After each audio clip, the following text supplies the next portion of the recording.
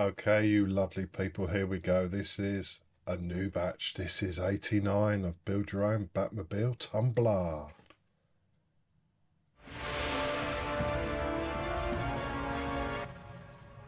Number 89. Excited. There's a lot to do in this one. So we're going to be working on the slide motor housing and rack B of your tumbler. So look at all these instructions, tons to do.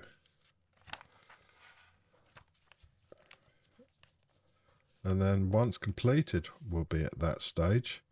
And then next week's magazine, we'll be working on the rack supports and engine cover. So let's have a look at the parts we get with this magazine. Box 89.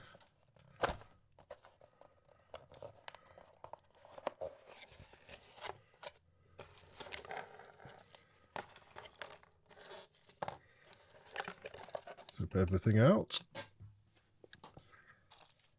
So we've got some WM screws, I believe, AFM and AMM. Got this plastic motor housing by the look of it. Got a rack made of plastic, both of those. What have we got in here?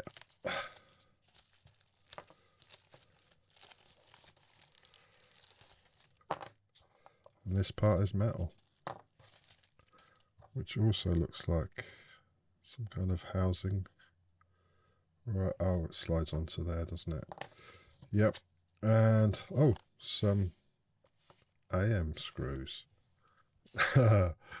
So let's just crack on with that build. Okay, so we bring this part back in that we've previously worked on, and this part which we've previously worked on.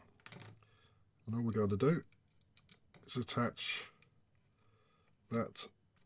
those two clips there, if you can see them, with some AM screws.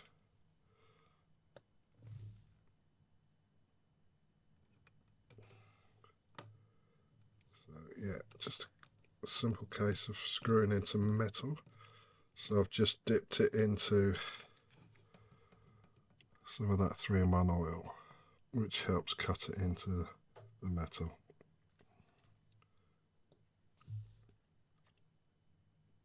This is quite exciting to be working on. Quite a lot of stuff to do for a change, instead of just clipping two things or screwing two things in together and you're done. Admittedly, you're using components from a couple of issues, but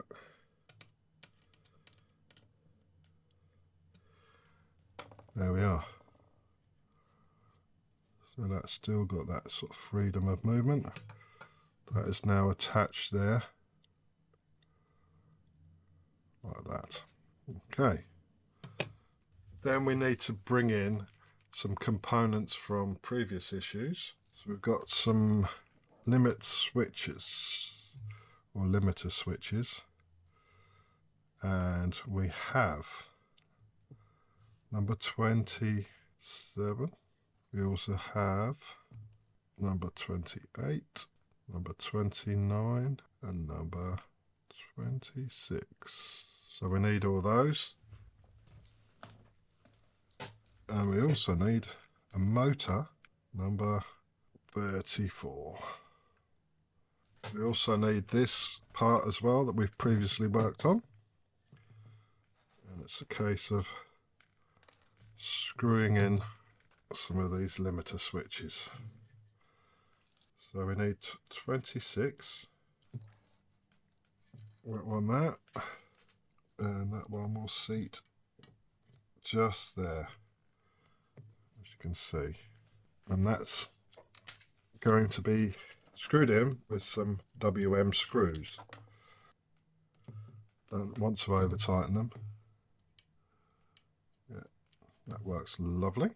So after we've installed this one, we need to put the two 29 and 28 into these two corresponding parts. Yeah, that's okay. Bend those out, I think. And then this is 29.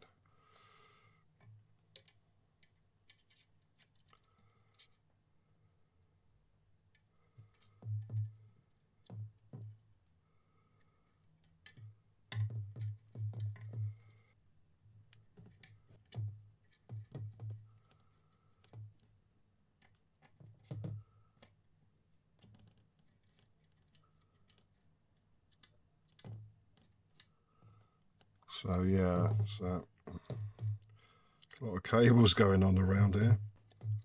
So I'll tidy those up off camera and we'll move on to the next part. Move that to one side for 1 second. Then we need number 27 and we need this part.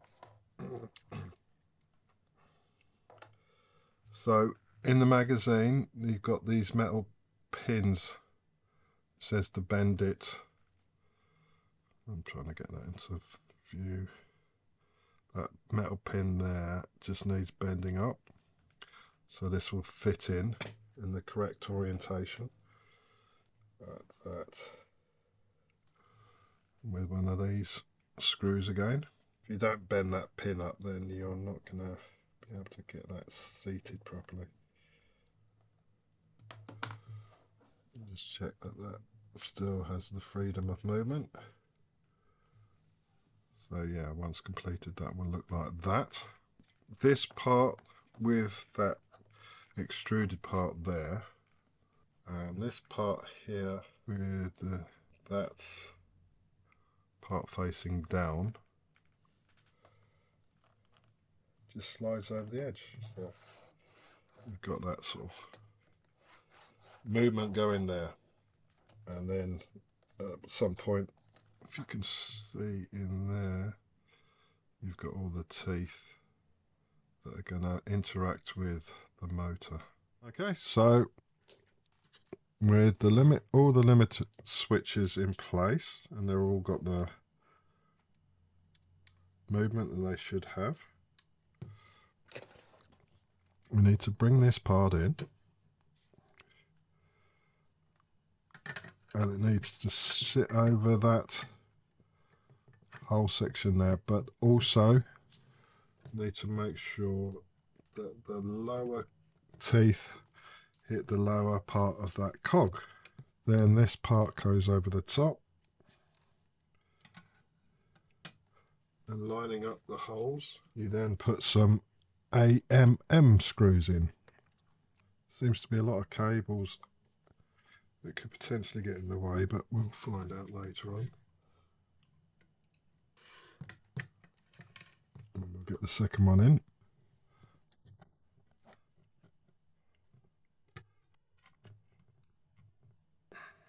So that looks like it's in the correct position now. Make sure those screws are tight, but not too tight. Ah, wiper blades come off. I think that's going to be happening for most people. So this then slides towards the back now, and use the cables, but there's a limit switch there. Needs to catch on to. So that's that in that position. Okay. Then we got to get the motor, feeding the cable through.